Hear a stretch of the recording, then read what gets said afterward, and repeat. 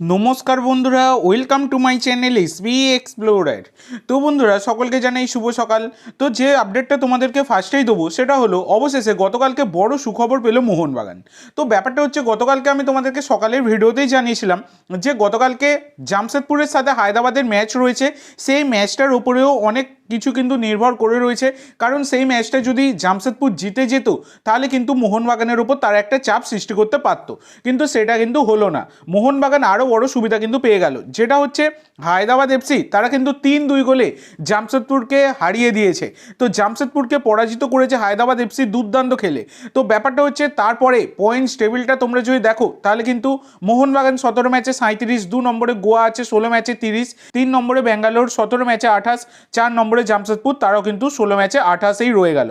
নাহলে তারা কিন্তু 16 ম্যাচে 31 পয়েন্টে পৌঁছতে পারতো এবং তারা কিন্তু 2 নম্বরে উঠে আসতে পারতো। কিন্তু কালকে যেহেতু ম্যাচটা তারা পরাজিত হলো, সেই কারণে কিন্তু তারা কোনো রকম পয়েন্টস পেল না।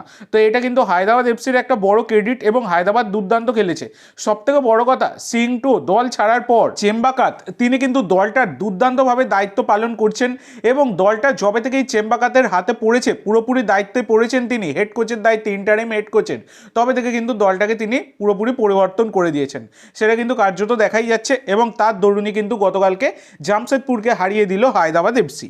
তো এরপরে তোমাদের যে আপডেটটা দিতে চলেছি সেটা হচ্ছে, অ্যান্টোনিও লোপেজ হাবাস, মোহনবাগানের প্রাক্তন আইএসএল লিগ সিল জয়ী কোচ। তো সেই হাবাস তিনি কিন্তু অবশেষে এবার হাসলেন। তো দেখো, এটা কি কোনো একটা ভিডিওর আপডেট হতে পারে? না, আপডেট নয়। তো ব্যাপারটা হচ্ছে, হাবাস মানে তিনি অ্যানিমেটেড কোচ হিসাবেই পরিচিত, তার মুখে খুব একটা হাসি কিন্তু দেখা যায় না। তো আজ থেকে 5 দিন আগে যেখানে কিন্তু একটা ম্যাচে নেমেছিল ইন্টারকাশি আর আইজল, যেখানে কিন্তু ইন্টারকাশি 4-3 গোলে জিতেছে আইজলকে হারিয়ে।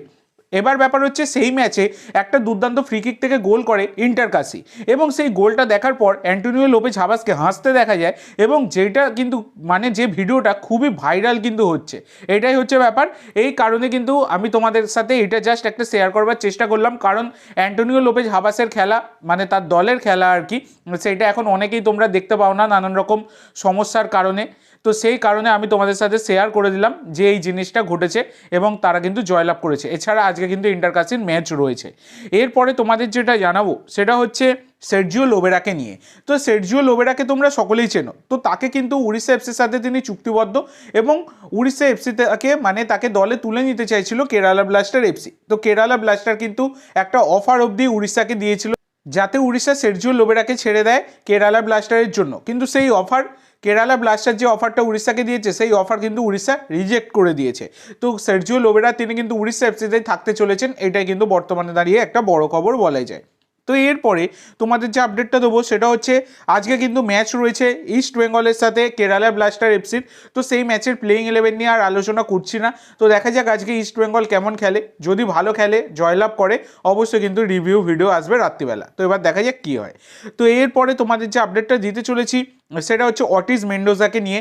তো এই স্প্যানিশ উইঙ্গার অটিস মেন্ডোজাকে তোমরা সকলেই চেনো। তো তোমাদেরকে কয়েকদিন আগেই ভিডিওতে জানিয়ে দিয়েছিলাম অটিস মেন্ডোজা তিনি কিন্তু মুম্বাই সিটিতে সাইন করে দিয়েছেন। তো অবশেষে তার নাম ঘোষণা কিন্তু করে দিল মুম্বাই সিটি এফসি। অনেক আগেই তোমাদেরকে জানিয়ে দিয়েছিলাম, আর কালকে নাম ঘোষণাটা কিন্তু এসেছে। তো এটা একটা বড় খবর ছিল। অবশ্যই সকলে চ্যানেলটি সাবস্ক্রাইব করে দিও এরকম আরও খবর পাওয়ার জন্য। এবার লাস্ট যে আপডেটটা তোমাদের সাথে শেয়ার করতে চলেছি সেটা হচ্ছে লালরিনজওয়ালা লাল বিয়াগনিয়াকে নিয়ে। তো এই লালরিনজওয়ালা লাল বিয়াগনিয়াকে তোমরা সকলেই চেনো। 24 বছর বয়সী ভারতীয় স্ট্রাইকার, যার মার্কেট ভ্যালু 1 কোটি টাকা। তো স্ট্রাইকার ছাড়া তিনি লেফট উইং আর অ্যাটাকিং মিডফিল্ডে খেলতে পারেন। তো এই প্লেয়ারটি কিন্তু আইজল এফসির সাথে যুক্ত, এবং আইজল এফসির সাথে তার কিন্তু এই 2025-এর 30 এপ্রিল অবধি চুক্তি রয়েছে। তো এই প্লেয়ারটি, এই লালরিনজওয়ালা লাল বিয়াগনিয়া, তিনি কিন্তু গত সিজনে সুনীল ছেত্রীর রেকর্ডকে ভেঙে দিয়েছিলেন। একটা সিজনে করা রেকর্ডকে তিনি কিন্তু ভেঙে দিয়েছিলেন, এবং তিনি মোহনবাগানের ডাক পেয়ে মোহনবাগানের ট্রায়ালেও তিনি কিন্তু যোগ দিয়েছিলেন, কিন্তু তার তখন চোট ছিল, সেই কারণে মোহনবাগান তাকে কিন্তু দলে সাইন করায়নি। তবে সেই লালরিনজওয়ালা লাল বিয়াগনিয়া গত সিজনে যেমন ফর্মে ছিলেন, এই সিজনেও তিনি কিন্তু দুর্দান্ত ফর্মে রয়েছেন। 5খানা ম্যাচে তিনি স্টার্ট করেছেন, খেলতে নেমেছেন শুরু থেকে।